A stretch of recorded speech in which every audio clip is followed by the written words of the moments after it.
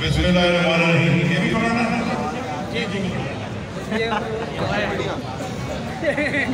बिस्मिल्लाहिर्रहमानिर्रहीम। अस्सलाम वालेकुम। अच्छा जी, सवालों के आपने जवाब दे दूंगा, लेकिन ये दरख्वास्त कर रहा हूँ थोड़ा जोश बलबला तो होना चाहिए ना। गाना जब बजता है तो कम से कम झंडे ही लहरा रहे हैं, सारे झंडे हाथ में लेके बैठे जब कहते हैं बने, लेकिन कम से कम कोई पंप तो होना है। अच्छा जी, गुलिस्तान जोहर की टीम का बहुत बहुत शुक्रिया। मीर बिलाल आपका बहुत बहुत शुक्रिया। मीर बिलाल की अभी शादी थी तो मैंने इनकी बेगम साहबा से दरख्वास्त की कि 2-3 हफ्ते ज़्यादा छुट्टी नहीं दे सकती उसको काम करने से बात रोकिएगा, बड़ा इम्पोर्टेंट है। हाँ शुक्रिया, चूक ही गया है वहाँ शुक्रिया। ये रिकॉर्ड हो गया, बीबी को मैं आपकी व्हाट्सएप कर दूँगा ताकि मैं याद दिला रहा हूँ।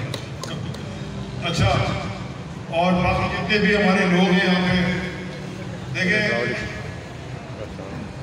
लेकिन सबसे ज़्यादा शुक्रिया ख़ास तौर पे मेरे दिल की गहराइयों से सबसे ज़्यादा शुक्रिया कराची के उस सदर का जिसको 24 साल में मैंने, क्योंकि मैं खुद भी 1 साल 1.5 साल सदर हूँ, इतना मेहनती सदर कभी कराची में आया नहीं था। बिलाल सबका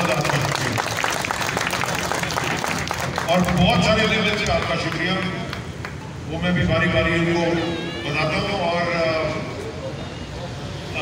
आपके सवालों के जवाब भी दे देंगे। पहला जो बिलाल, ईद बिलाल साहब आप ऊपर चले गए सवाल करके, आज है ना, शर्माई नहीं। सबसे पहले आपने घबराना नहीं है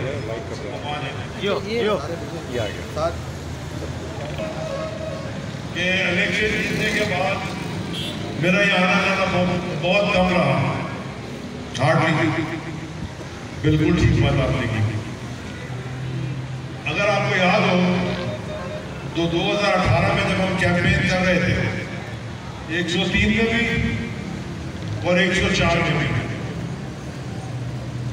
मुझसे पूछते थे लोग कि आप इलेक्शन के बाद नजर आएंगे, तो मैं बड़ा साफ साफ उसको जवाब देता था, क्योंकि मुनाफिकत तो वैसे भी नहीं करनी चाहिए कि देखें इलेक्शन हो गए इंशाअल्लाह, और अगर हम जीत गए, और जो कि हमें पता था इंशाअल्लाह इमरान खान साहब वज़ीर आज़म बनेंगे, और अगर इमरान खान ने वज़ीर आज़म बनने के बाद बहुत सारी गलतियां उन्होंने की, गलती ये भी कि मुझे वज़ीर बना दिया, अगर मुझे वज़ीर बना दिया, उसके बाद अगर आप ये एक्सपेक्ट करें कि मैं यहाँ पे आके चाय पीता हुआ नजर आऊँ, इसका मतलब है मैं अपना काम नहीं करता। मेरा काम हल्के पे बैठ के चाय पीना नहीं, मेरा काम हल्के का काम कराना है। अगर आपके हल्के में काम नहीं हो तो आपका हाथ और मेरा लगेगा। आपके हल्के में काम हुआ कि नहीं हुआ, पहले मुझे ये बता दें। अगर नहीं हुआ तो फिर मैं कैंडिडेट से विड्रॉ कर लेता, मैं कैंडिडेट नहीं बनता। मैं खान साहब को कहूँगा मेरा किसी और को लगाएं, क्योंकि मुझसे काम नहीं हुआ, क्योंकि जो फंड खान साहब ने दिए थे आपके काम नहीं कर अगर कर सका, इलाके के हल्के के काम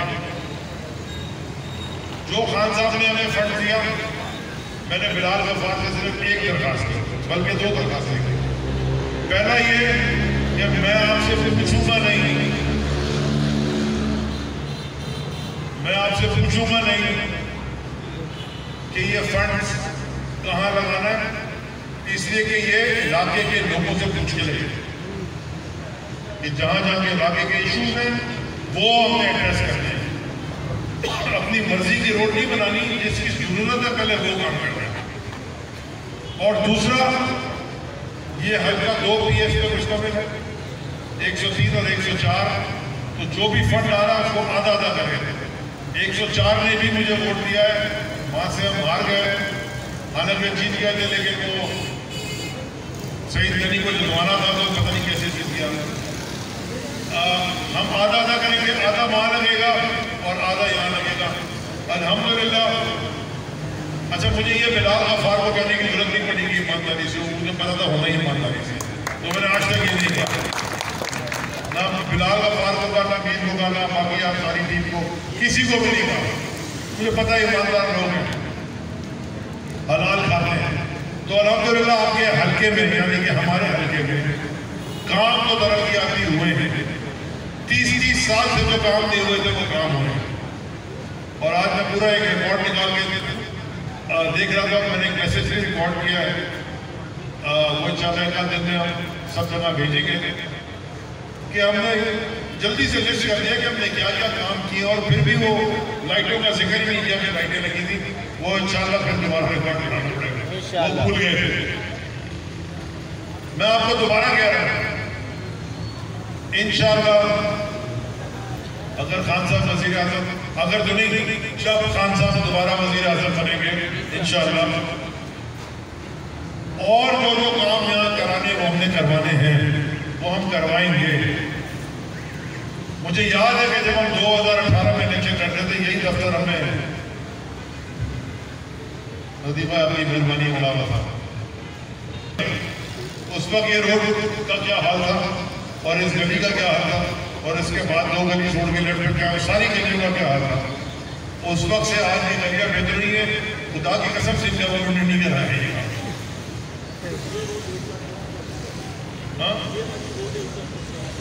ये रोड बिलाल बता रहे हैं 1,10,000 स्क्वायर फुट है। फिर आपने शायद फिगर सही दिए कि मैंने गलत तो नहीं बता दी है। अब ये फिगर लिख के दिए थे, मैं दोबारा करना पड़ेगा। दोबारा ये देखा कि जो जो काम करने थे, पार्क बनाना था या रोड बनानी थी या सुवेज लाइन लगवानी थी या पानी की लाइन लगवानी थी, 104 में तो पेवर ही पेवर, रफ पेवर लगा लगा सारी गलियां कच्ची थी वहाँ, वो हमने काम किया। अगर शायद पूरे 5 साल मुकम्मल करते तो और भी बहुत सारा काम हो जाता। दूसरा, नौकरियां। देखिए मैं जरा क्लैरिटी से आपको बता दूं,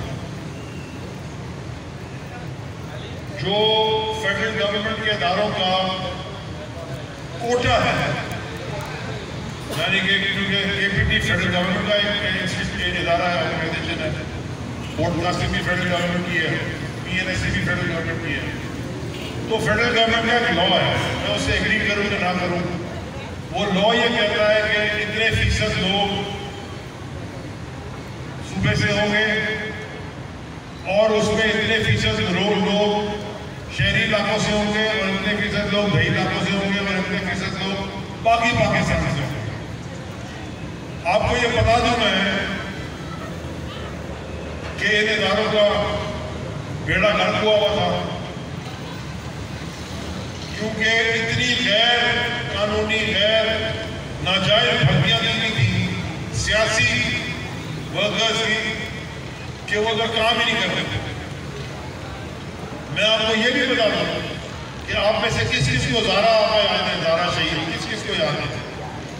आपको याद है ज़ारा आपा हमारी पार्टी की एक फाउंडिंग मेंबर थी, आपको याद है? उनका कत्ल हुआ था, उनको शहीद किया गया था 19 मई को 2013 में। उनके दोनों कातिल केपीटी के मुलाजिम थे, टारगेट के लिए भरे हुए थे,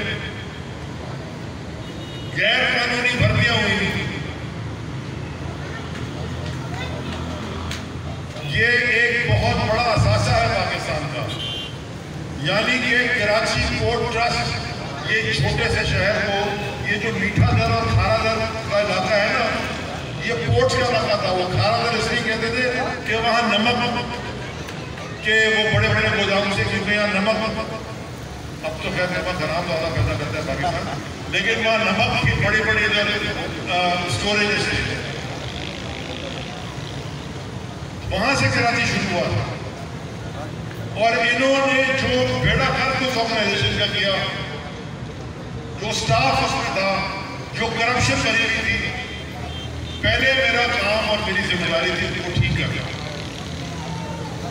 अगर अभी टेक्निकल बात है, लेकिन ऑयल वेयर खराब पड़े थे, अगर ऑयल वेयर नहीं ठीक हो, वहाँ जहाज लगते तेल के, जिससे आपका पेट्रोल डीजल क्रूड ऑयल आता है, अगर वो खराब पड़े होंगे तो आपके पास क्रूड ऑयल ये तेल ना है, बिजली कैसे बने, गाड़ी में पेट्रोल कौन डालेगा? वो भी हमने ठीक किया। इस तरह की चीजें हमने पहले कर लेते थे और वो हमने सारी की। आज माशाल्लाह तीनों ऑयल प्लेयर चल रहे हैं। जब हम आए थे तो 1.5 चलता था, 1 बिगड़ा और 1 आता, 1 बंद पड़ा था। तो हमने इस तरह के बहुत सारे काम किए और जब चीजों को ठीक करने लगे और बीच में 2 साल कोविड भी आ गया, यानी कोविड में बेड़ा गर्क, कारोबार ठप, पूरा पाकिस्तान बंद, 2 साल ग्लोबली एक पेंडेमिक क्राइसिस था। क्योंकि आप पढ़े लिखे लोग हैं तो मैं ये बातें आपको मैं इसलिए समझा रहा हूँ कि आप आगे भी लोगों को बता सकें। उस कोविड के बावजूद हमारी इकोनॉमिक ग्रोथ थी। उस कोविड के बावजूद जो हमारी लार्ज स्केल जो बड़ी फैक्ट्रियां लगती हैं, जैसे लार्ज स्केल मैन्युफैक्चरिंग करते हैं, वो लगे जा रही थी। फैसलाबाद का मैं आपको याद कराना चाहता हूँ। आप सब गूगल के देखते हैं, यूट्यूब पे 2015 में 16 में फैसलाबाद में स्ट्राइक हो रही थी लेबर की कि नौकरियां नहीं मिल रही थी और लोगों को फारिग किया जा रहा था। और 2021 में लेबर कम बढ़ गई फैसलाबाद में, एक्सपोर्ट बढ़ रही थी, इकोनॉमिक कंडीशन ठीक हो रही थी। हाँ, मुश्किलात थी, उनको एड्रेस किया जा रहा था। ये नमूने आ गए पीछे से और कैसे आ गए इसको पता है। जैसे पीछे से आए वो आपको पता है, बैकडोर। और बड़ी यहां से मार्च करते हुए निकला था ये बच्चा, महंगाई मार्च, 5-6 रुपए पेट्रोल की कीमत बढ़ गए थे। अब पेट्रोल की कीमत कितनी बढ़ी है ये समझ है? बिजली की कीमत कितनी बढ़ी है? मुझे डर पता क्या है? सियासी बात में मैं इलेक्शन की बात करूंगा, लेकिन मुझे डर ये है कि जिस तरह और जिस तरफ ये जा रहे हैं लेके, मैं 2-3 हफ्ते देख रहा हूं, 2-3 हफ्ते में खुदा ना खास्ता देखिए पाकिस्तान में बड़े मसले हैं, लेकिन भूखा कोई नहीं मरता है, भूख से कोई नहीं मरता, या खाना मिल जाता है। लेकिन जो मैं देख रहा हूं, मैं फूड राइट्स और फ्यूल राइट्स में देख रहा हूं, क्योंकि इनके पास तेल खरीदने के पैसे नहीं है, गंदम इनके पास, यानी ये चोरी करते रहे, स्मगल करते रहे, होर्डिंग करते रहे, ब्लैक मार्केटिंग करते रहे। हमारे जमाने में ये एमपीए साहब बैठे हुए हैं, 2019 में हमने गंदम एक्सपोर्ट की थी। थोड़े दिन के बाद वो आया जी हमें इम्पोर्ट कर दी। हमने पूछा भाई एक्सपोर्ट क्यों की थी? और सिंध हुकूमत ने, सिंध के प्रोविंशियल मिनिस्टर ने, जो फूड के मिनिस्टर हैं, उन्होंने असेंबली में खड़े होकर ये बयान दिया कि 8 लाख टन गंदम चूहे खा गए। बड़े 2 टांगों वाले चूहे दही जो खा गए 8 लाख। हाँ, ये कौन से चूहे थे? ये कहा था नहीं कहा था उसने असेंबली में?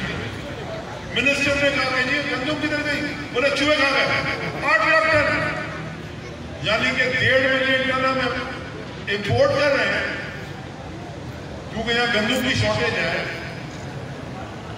अगर 8 लाख टन कम इसलिए होगी चूहे खा गए। ये और इसका क्या हिसाब समझ में आप कितना बनता है? ये जरा मैं इसलिए आपको बता रहा हूँ कि आपको जरा समझ आएगी कि ये इसका मतलब क्या है रुपयों में। आए साहब भाई, $250 टन की गंदम थी, कितनी? 250। तो $250 के टन से 1.5 मिलियन टन कितनी होगी बिलाल? बड़ा मेहमान आदमी हो तो वो कैलकुलेटर की क्या दिमाग में करना चाहिए।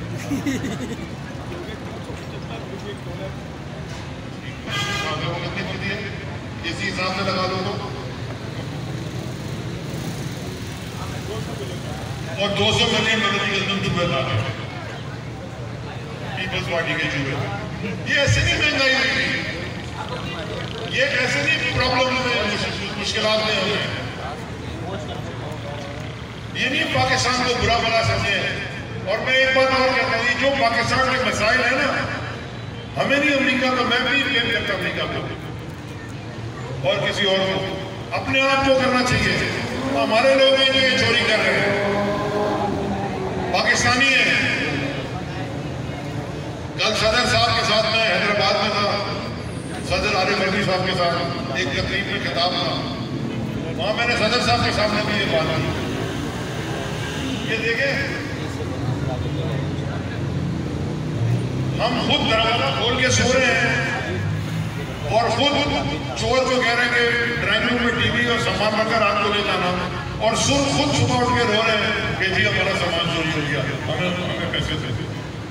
ये इतने बेगैरत लोग हैं कि अभी इन्होंने उनकी अर्ज पे जो सामान भेजा है, जो टेंट्स भेजे हैं, 1 लाख टेंट अभी हुकूमत पाकिस्तान ने भेजे, ये हुकूमत सिंध ने भेजे।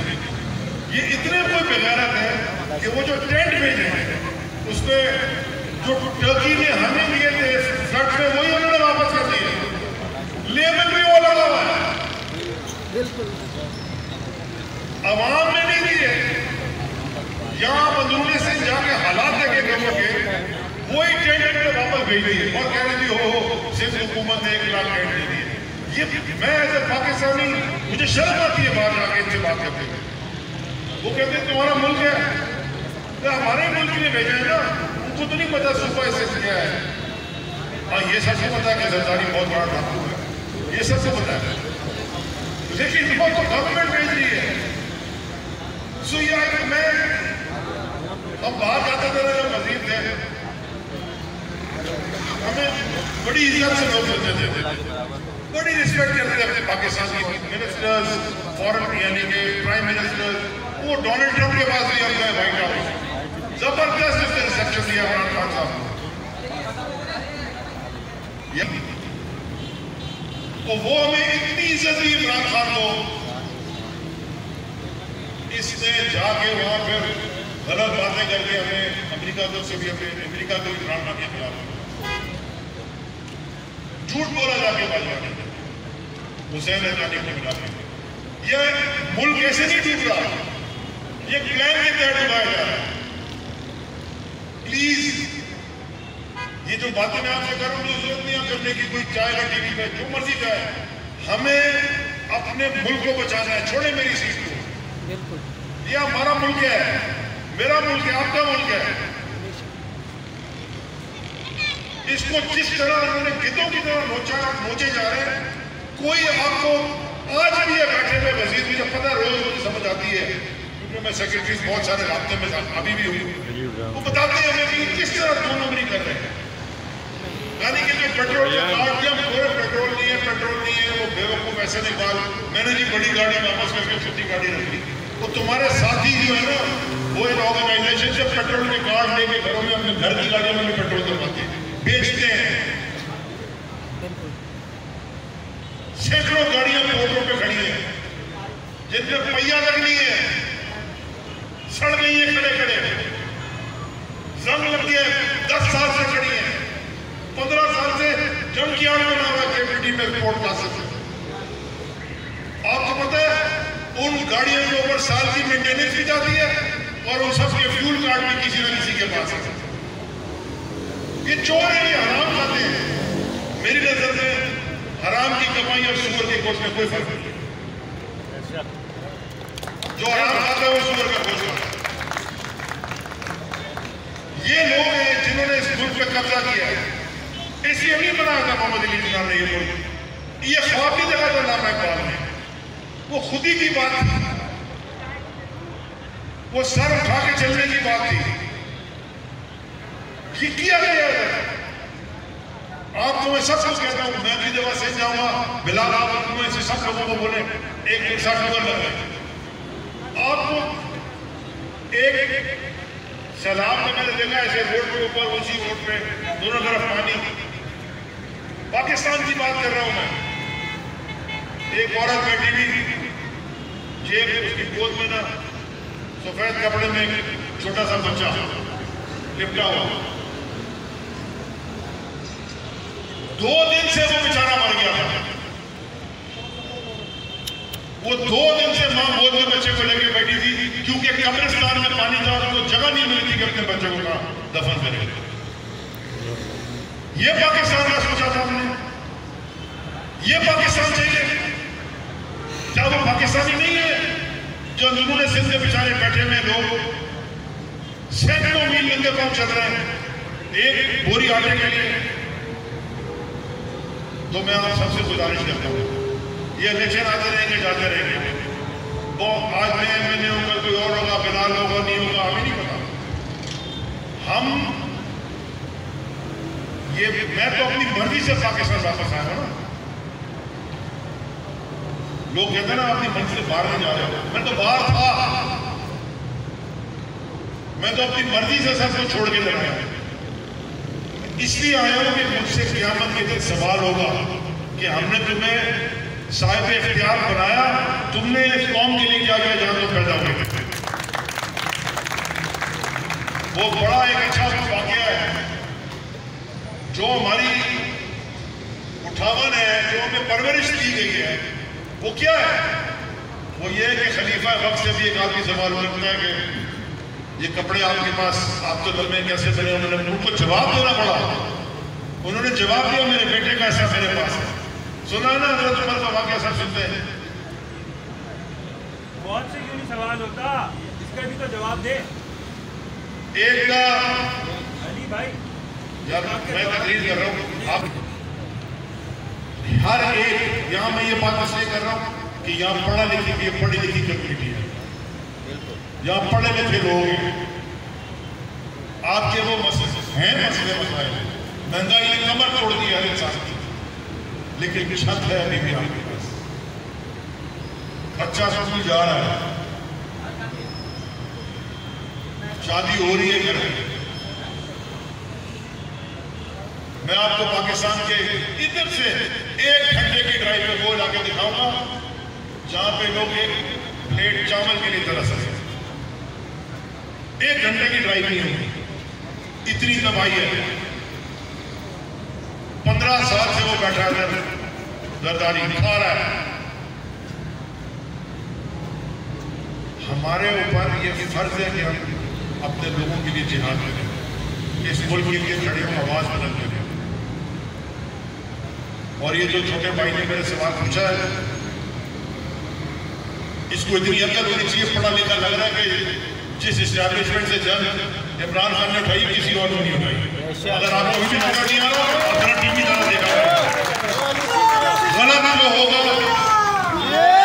जो गलत होगा वो गलत होगा, जो ठीक होगा वो ठीक होगा।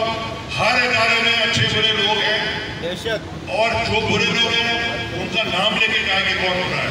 अली भाई हम इसी वजह से साथ हैं इमरान खान के। लेकिन आपको तमीज भी सीखनी चाहिए, जब बड़े बात करो बीच में ना बोले, ये भी आपको सिखाया गया इमरान खान। बिल्कुल बिल्कुल बिल्कुल। सो मैं आपसे फिर गुजारिश, एक तो आपका शुक्रगुजार हूँ, शुक्र इसलिए आपका मैं शुक्रिया अदा करता हूँ कि बीच में एक इलेक्शन आया था CBF का, पूरे पाकिस्तान में सबसे अच्छा रिजल्ट फैसल करना। बिल्कुल बिल्कुल यानी कि पेशावर में हमारी हुकूमत थी, वहाँ भी हम हार गए। ये बिलाल गफ्फार की मेहनत है और हमारी पूरी टीम की मेहनत है, सब के सब ने मिलकर लड़ा, और उसके ज्यादा जो काम यहाँ पे किया लोगों ने आप पे भरोसा रखा। हमने ये कभी भी भरोसा तोड़ना नहीं है इंशाअल्लाह। अगला इलेक्शन ये आज जमहूरियत भाग गई, मुस्तकिल कौमी मुसीबत,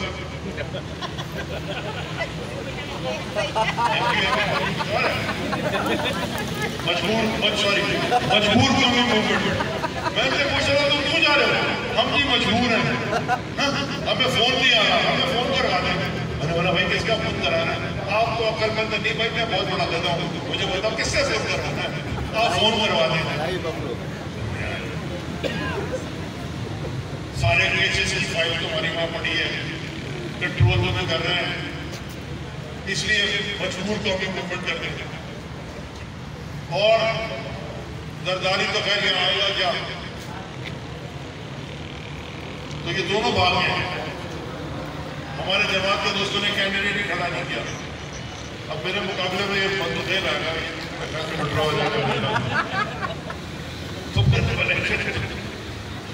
लेकिन ये मौका आपने जाने नहीं देना।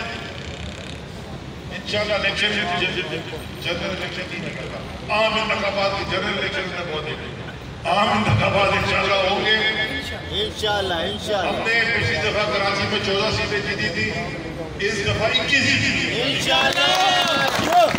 और मैं आपको ये भी बता दूं, ये लोग नहीं मानते हैं, हंसते हैं जब मैं ये कहता हूँ। 2018 में बड़ी मेहरबानी आपकी, वो माइक आपने ये गवाह है मेरा भाई बैठा फिलहाल। सारे कहते थे कराची में 5 सीटें मिलेंगी, मैं अकेला पागल था जो कहता था 10 मिलेंगी। मैं भी गलत हो गया, 14 मिल गया माशाल्लाह। अलायंस करवाना चाहते थे, वो कहते वो मछली से अलायंस कर लो। बड़ा मछली से किधर से अलायंस कर लो, हमने काम नहीं करेंगे। अच्छा अब देखिए, मैं पूरे अंदरूनी सिंध में जाता हूँ और दबा आने मैंने आपको बता दिया, आपको बता दिया। अब मैं आपको एक और प्रेडिक्शन शेयर कर रहा हूँ, मैं टीवी पे कई दफा कर दूंगा। आप ये देख लें मेरे से इंशाअल्लाह, ये अगला जब इलेक्शन आएगा आम इंतखाबात, इंशाअल्लाह इमरान खान की क़यादत में तहरीक इंसाफ सूबे से हुकूमत बना दी जाएगी इंशाअल्लाह। क्यों जुल्मत के दिन सहता है, हो तकदीर का काजी कहता है, क्यों जुल्मत के दिन सहता है, अपने बच्चों के मुस्तकबिल का बातिल बन के रहता है, ना जीता है ना मरता है, क्यों हक लेने से डरता है हक हमारा, है हक हमारा। ये जो कहते हैं ना बड़े बड़े बनेरे हैं, देखें ये वक्त मैं आई कैन सी है, मुझे नजर आ रहा है कि ये जब जाएंगे ना अपने इलाकों में वोट मांगने, इनको जूते पड़ेंगे इंशाअल्लाह। हाँ, इसमें तो कुछ ऐसे हैं जो अभी भी जोर पे जीत जाए, लेकिन इंशाल्लाह इनकी मेजॉरिटी नहीं है। देखिए 44 60 65 सीटें चाहिए ना सूबाई असेंबली में हुकूमत बनाने के लिए। 130 का इलेक्शन होता है, 66 इसके पास आएगी तो बड़ी जमात आएगी, तो भैया 44 तो कराची में है। इंशाल्लाह 44 ही जीतेंगे, 38 तो जीतेंगे इंशाअल्लाह। बाकी 6 हैदराबाद में, उसमें से 3-4 बहुत बाकी हैं। अभी हैदराबाद ने भी अच्छा रिजल्ट दिया है। पहली दफा कई वार्ड नहीं जीते थे, 40 सीटें कम से कम जीते हैं। माशाल्लाह। 2 जगह 2 टाउन आपके पक्के हैं, तीसरा भी आ जाएगा तो 9 में से 3 टाउन में तो आपकी इंशाल्लाह आपके नाम से जाएंगे। ये सक्कर में भी हमें 61,000 वोट पड़ा था पिछले इलेक्शन से, जीतने वाले को सिर्फ 67 को भी ठप्पा माफिया ने लगा दिया। आपको पता है कि लाड़काना में जरा पिछले 2 इलेक्शन शहर की सीट पे एमपी पीपल्स पार्टी हारी है, मौजूद आबादी नहीं है। बिल्कुल। आपको पता है कि लाड़काना में जो हमारा कैंडिडेट है नेशनल असेंबली का, उसको 71,000 वोट पड़े थे। ये ना समझिए कि मैं 71,000 1500 वोट और 2,000 वोट से जबरदस्ती हरवाया गया। जिसको 71,000 71,000 वोट पड़े थे ना, 10,000 वोट पर डबल स्टैम्पिंग हुई थी वहां, तो 81,000। तो ये हमें पता है कि कौन क्या करता है। इंशाल्लाह हम आपको सूबाई असेंबली भी तहरीक इंसाफ की आपकी और इमरान खान की हुकूमत होगी इंशाल्लाह। अगर ये तो इलेक्शन लड़ रहे हैं, जब आम इंतखाबात होंगे फिर मैं यहीं से अप्लाई करूँगा, शायद मुझे टिकट मिल जाए। जरूर जरूर जरूर जोड़ डालेंगे तो वरना शायद जरूर इंशाल्लाह। तो ये हमने जीतना है और जिताना भी है, बाकी आजू बाजू भी, और इस शहर को, इस सूबे को, इस मुल्क की तकदीर इमरान खान के साथ हाथ में डाल के इंशाल्लाह हम बदल के दिखाएंगे, क्योंकि नाउमीदी कुफ्र है। हमने नाउमीदी नहीं होना, हम जंग लड़ेंगे। नारे इमरान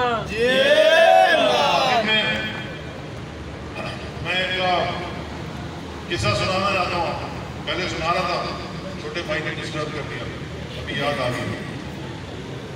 देखें हमारी और आपकी जो परवरिश हुई है, वो ये तारीख हमें पढ़ाई करी है, वो पढ़ के हमें पढ़े और हमें हमारे दिमाग में डाला जाता है कि हमारे खुलफा राशिदीन ने कैसे जिंदगी गुजारी। वो मिसाल है ना रिसालत में सल्लल्लाहु अलैहि वसल्लम की, जिंदगी में बेहतरीन नमूना है। अल्लाह कहता है एक आपको मैं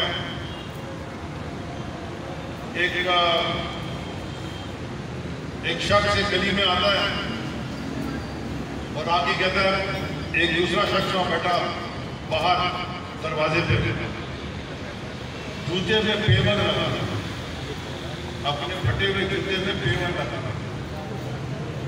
तो वो उसको कहता है कि भाई खाना मिल जाएगा, मैं बड़ा भूखा हूं। तो वो शख्स कहता है दरवाजे पे दस्तक दो, खाना मिल जाएगा।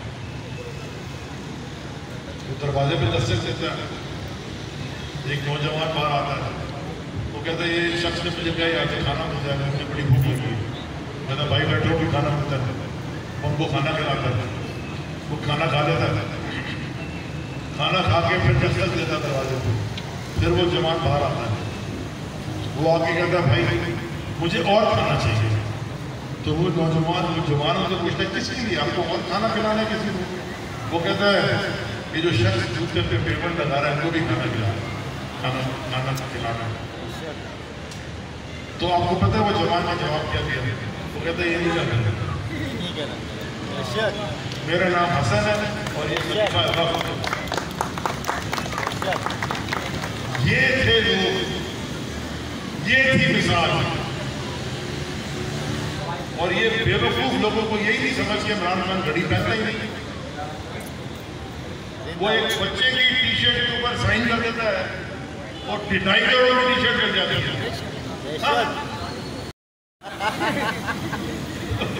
एक जबरदस्ती भाई तू पैसे देके साइन करता है। ये जो लोग आपके ऊपर काबिज हैं, इनसे हमारा मुकाबला हमेशा से है, हमारे दौर में भी हो और हमारे बाद भी होगा। ये फैसला आपने करना है कि आपने लाइन के किस तरफ खड़ा होना है, बातिल के साथ कि हक के साथ। इमरान खान जिंदाबाद, पाकिस्तान जिंदाबाद। आप सबका बहुत बहुत शुक्रिया।